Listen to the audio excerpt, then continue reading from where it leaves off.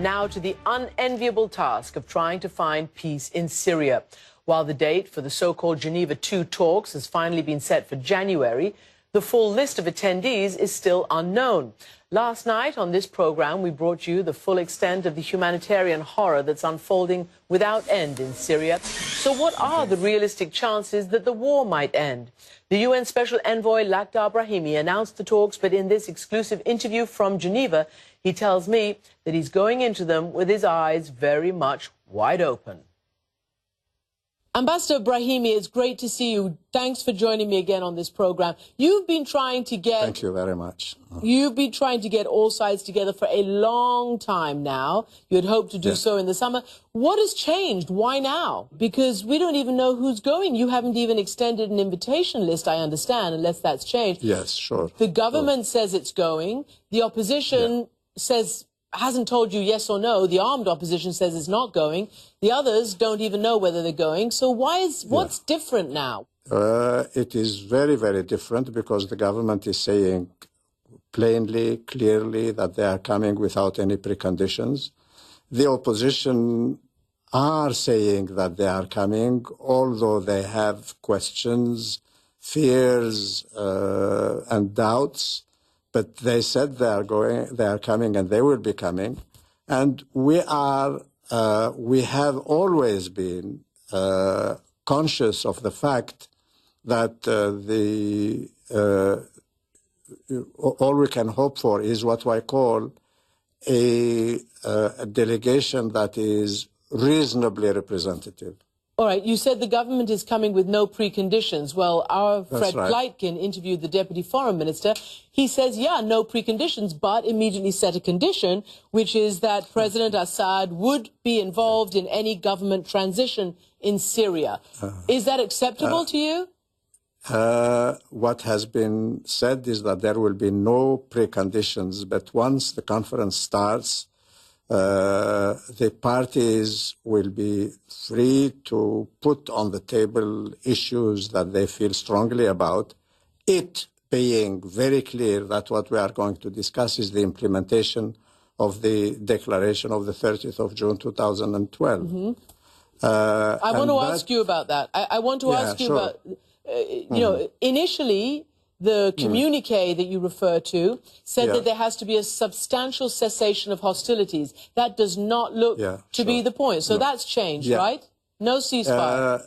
Yeah, sure. There will be no ceasefire. And I don't think that, you know, things have changed since 2012. Unfortunately, not for the better.